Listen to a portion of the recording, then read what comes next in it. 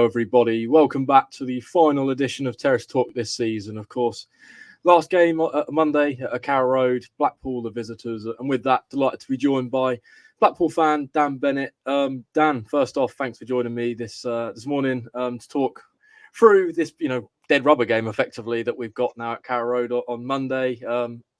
Seemingly seems to have been a tough season for Blackpool. For looking at the table, of course, you've got your relegation confirmed last Friday night against Millwall. One, how disappointing has this season been, especially after what felt like a pretty good season for you guys last year in the Championship? But two, are you maybe a little bit disappointed you couldn't take it into the final game of the season? Of course, we know that notoriously anything can happen on the last day. So maybe a twinge of disappointment there. Yeah, very tough. I mean, basically everything that could have gone wrong has gone wrong. I mean, losing Neil Critchley, obviously, before the season started was a massive blow. I think we had a lot of plans in place, transfer wise, and going forward with him in charge. And then obviously he decided to take the number 2 job at Aston Villa under Steven Gerrard. And then 4 months later, he was out of a job. And so then he went to QPR for a couple of months and lost his job. So it's not really worked out for him either. But I think that is where it all started. You can kind of trace everything back to then, really. And then just bad decisions from the top. I mean, appointing Michael Appleton, didn't go down well with the fans. I mean, he was our manager about sort of 10 years ago and only stayed for about a couple of months. And, there was obviously factors for that. It was when we had our previous owner who was, very unpopular, and that's been very well covered. But, that was quite a bad decision, really. And then the decision to replace him with Mick McCarthy was just as bad. And then the decision not to replace Mick McCarthy sooner probably confirmed our relegation. So, I mean, that and a lot of other issues, discipline issues, the amount of red cards we've had this season, especially early on in the season. And it's frustrating as well because it seemed like they were all coming at times in games that we could have got a point or we could have even got 3 points, So that's cost us injuries as well. We were speaking just before we come on about former Norwich player Tom Tribal, who played a couple of games and then got injured, and that pretty much sums it up. I mean, he's definitely not the only one who's been injured this year. So injuries to key players has been massive as well. But I mean, yeah, a little bit of disappointment, maybe not taking it to the last game because, like you say, some strange things happen in football, especially in the Championship. But I think it's been on the cards for a while, really. I think Blackpool fans have known that we were going down for the last few weeks, and it was just about when it was confirmed. And I mean, Stephen Dobby, obviously taken over as interim manager now, was the sort of head youth coach, used to play for us, has done really well to get the team to take it to the Millwall game. And we lost that 3-2. It was a really good game. And it's just disappointing because you feel like had we put maybe Stephen Dobby in charge a little bit earlier in the season, maybe instead of Mick McCarthy when he took over, could we still be a Championship club? Because he's obviously just said, right, let's give it a go. We'll attack. And as you saw in the Millwall game, lost it 3-2, and it was a really good game for the neutrals. So, and that's all we kind of wanted, really. If the team's not good enough, it's not good enough, but at least have a go. And that wasn't happening under Mick McCarthy, but it has under Stephen Dobby, and we've got a couple of wins to it. So, anything, especially with a couple of teams getting points deductions, Wigan, Reading, we didn't have to be that good to stay up, really. So, yeah, massively disappointing after so much progress of the last couple of seasons. It's, a bit of a reset of the club this summer, I think, and try and get back to the Championship next season, hopefully. Yeah, you speak about that reset there. It does feel like Blackpool are probably in a better place than previously when they've been relegated to League One. Of course, you spoke about the issues with ownership and obviously the boycott of the stadium by the fans and stuff. So are you confident that you will bounce back? Obviously, you spoke about a reset there. Is it sort of in terms of a squad overhaul or just kind of generally just getting back to basics maybe in League One?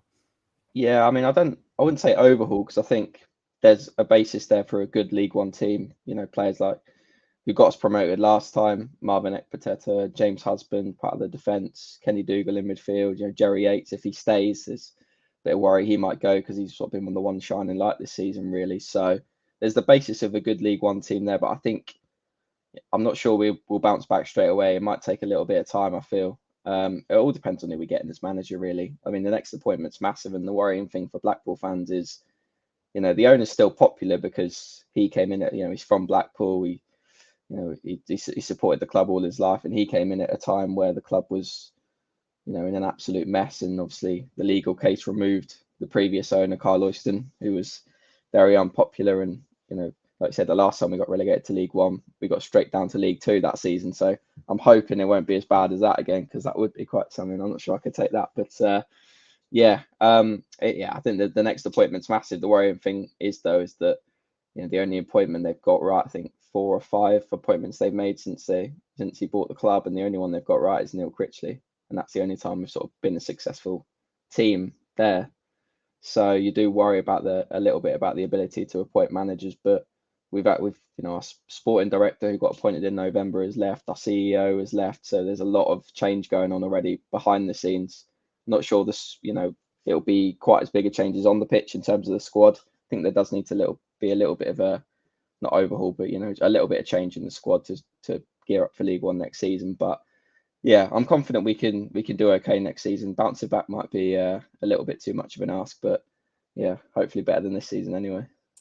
Yeah, you speak about that one sort of shining light in your season, Jerry Yates, 14 goals, 4 assists. Obviously, since his arrival from Rotherham in 2020, it feels like he's done relatively well and sort of well liked by Blackpool fans. Funnily enough, I've seen a few Norwich fans mention him as a potential replacement for Teemu Pukki. So just sort of want to know what's his key strengths and what's maybe the players sort of that's up front for Blackpool there that's hitting the goals. What's his strengths? Yeah, it's funny. Like I said, I'm from Norwich, but I'm a Blackpool fan, and my dad goes to a lot of Norwich games, and we both said the same thing ourselves. Norwich should probably look at Jerry Yates as a replacement for Pukki because I think he'd fit in really well. The thing about Yates is that you could look at the stats, and Norwich fans might think, "Oh, I don't really want him," because I'm a little bit concerned. I think he didn't score for like 18, 19 games or something. But I think you got to look at the factors behind that. He's playing in a terrible team. He's having no chances created for him, and the thing about Yates is every game he works so hard. He'll press the ball, and he never stops giving it 100%, and that is brilliant because it's easy to get your head down and when you're not scoring goals and when the team's doing bad and to not give it your all, but you can never ever accuse him of that. And he's a skillful player as well. When he gets on the ball, if you look at some of his highlights, some of his goals, he's a really skillful player. A lot of his goals have been penalties this season. He was on fire earlier in the season, and when when Michael Appleton came in, I think he was sort of championship top scorer for a couple of weeks, and then the goals kind of dried up as the team got worse. But I think in a better team, he could score a lot of goals. He's improved as a player. I think he got about 24 or something like that at the season we got promoted from League One. He got over 20 anyway. And then, like I say, 14 this year in a quite a poor team. And I know obviously a lot of those are penalties, but you've got to score them. But I think, if you look at it, I think he'll probably be looking at it now as well as think, do I really want to go back and play in League One again? I've done it, scored a lot of goals in League One. I've had a decent season this year in a terrible team. He's obviously good enough for the Championship. He's a Championship player at the moment. So I think if a club like Norwich come in and offered enough money, I think he'd definitely want to go. And I think, given we've got relegated, obviously, if someone comes in with a few million, it's not like you can really say no. So yeah, I would back him to do well at Norwich should that come about. Yeah, definitely one to look out for in the summer transfer window. As we sort of mentioned at the start of the show there, a few former Canaries in the Blackpool squad. James Husband, of course, the well-loved Tom Tribal, a player that sort of often shone in the Norwich City midfield during that promotion season under Daniel Farker. But one man I actually wanted to just talk about is Sonny Kerry, of course, born in Helsden, went through the academy at Norwich, went play for Wroxham, played for Norwich United, and then obviously really sort of shone at Kings Lynn, and then got his big move to Blackpool, and maybe didn't sort of get in the team initially, but he's now got sort of over 50 appearances for the Tangerines. So what's his progress been like at Blackpool? Is he maybe a player that could be key for you next season? Yeah, he's definitely one to watch out for next season, I think, in League One. I think the Championship at this stage in his career is probably a little bit of a step too far. Not that he's disgracing himself by any means. He's still a decent player at that level, but I think in League One can really allow him to shine. A bit like Jerry Yates, really. He works so hard. He really covers the ground in midfield. But I think given where he came from, and it took him a while to I think he was not that young when he came to Blackpool in terms of being a really young player. So I think it was always going to take him a little bit of time because it was such a big step up to go from Kingston to the Football League. So he'd be one to look out for next season. I think I'm quite excited to see how we can do next season in League One. But yeah, he's sort of been more of a squad player for us, to be honest. Been a little bit in and out of the team. Played a lot under Mick McCarthy. I think Mick McCarthy seemed to quite like him. I think because of his work ethic in midfield and I think he could be quite a decent player next season. Hopefully next season will be the season that he really hits the ground running and really comes out and shows what he he is capable of, because we've definitely seen it in patches of what he can do. So I think he just needs that consistent season in the team really to really impress, and hopefully he gets that. Yeah, before we sort of just talk about the game, just want to focus in on a player that's sort of a legend at both clubs. Wes Houlihan, of course, he was at the reverse game at Bloomfield Road and sort of took in loud applause from both sets of supporters. Sort of scored some really big goals for Norwich City, against the likes of a certain Ipswich Town, who I'm sure we're all relishing the thoughts of that one next season. But obviously, originally was at Blackpool, so I just want to get your sort of thoughts on how highly regarded he is by the Tangerine Army.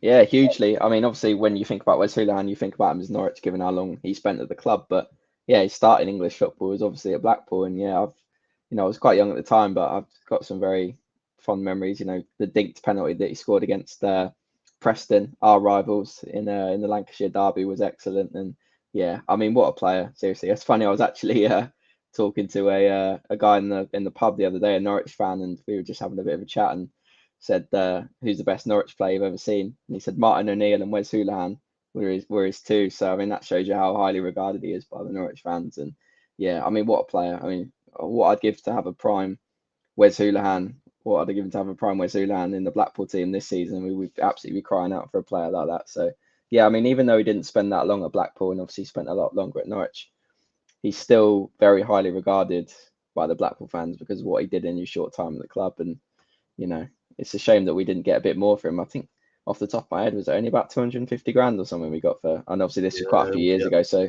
transfer fees weren't as inflated as they are now. But you look back at that and think, what a steal for Norwich to get that player for that amount of money. So yeah, what a player. Yeah, you say he'd get in the Blackpool team. I think he'd get in the Norwich City team at the moment as Yeah, well.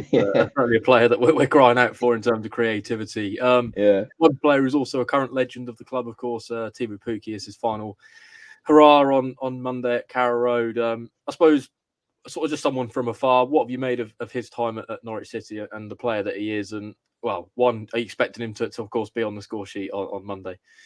Yeah, I think he'll score. I think it's the perfect game for him as a last game, really. You want to be playing a team as bad as Blackpool, especially a defence as bad as ours. So should be a nice sign-off for him. But yeah, I mean, like I said, obviously I'm from Norwich, but I'm a Blackpool fan, so I've always kind of followed Norwich as well. And yeah, great signing, Pukki. When you look back at those teams under Daniel Farke, the second season he was there, I think when he got promoted with Emi Buendia, I mean, excellent team. And I think he was about more than 30 goals he scored that season, wasn't it? Yeah, 29. Yeah, I mean, what a signing he was. And I remember when you signed him, I was quite surprised because he's played for some big clubs in the past, and I thought it was a bit of a coup. But yeah, to do what he's done, and he's been involved in some massive teams, and it's a bit of a shame for him really. They never quite happened for him in the Premier League with Norwich and I don't think it was really his fault. I mean, I went to Norwich a few times in the Premier League, and he was always making those runs in behind, but maybe wouldn't receive the ball, and there wasn't the quality there to give him the chances that he needed to score, because he's not someone that's going to pick the ball up and beat loads of people and stick in the top corner. He runs in behind, and that's how he gets his goals. So yeah, I mean, fantastic player for Norwich, and I think that the fact that it's his last game will add a little bit to it. I think for Norwich, I think other than that, it would have been, like I said, a dead rubber, and both teams would have really been trying. I think we'll probably our heads would have dropped a bit now. I think we were fighting so hard to try and just take it to the last day. I think now that it's been confirmed, I think maybe we'll have just dropped our heads a little bit, and maybe Stephen Dobby will play a few of the young players as well. But I think the fact that it's Pukki's last game will add a bit for Norwich, and motivate him to actually send him off well. Rather than just see there's nothing riding on it in terms of the league. So I think the fact that it's Pukki's last game will at least add something to it and make it a bit more interesting. Yeah, and just finally, of course, Blackpool's last win at Carrow Road was the 1st of March 2008. So it's been a while. Wow. What are you expecting on Monday? Of course, we've already said it's a bit of a dead rubber. Of course, I think there's probably an expectation that it's just going to be a bit of a celebration of Teemu Pukki. But just throw a score prediction in for all the viewers.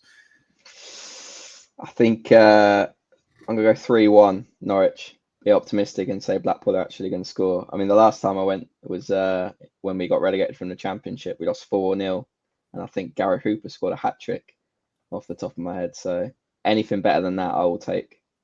Yeah, I remember that game. Yeah, I think it was Redmond free kick right at the end. That was it. Yeah, and everyone just got up and left at that point. It was like, yeah. I've had enough. Yeah, I'm sure most Norwich fans will be hoping for a similar score, of course, on Monday, albeit, the playoff hope is over. Thanks for joining me, Dan. Really appreciate your time this morning.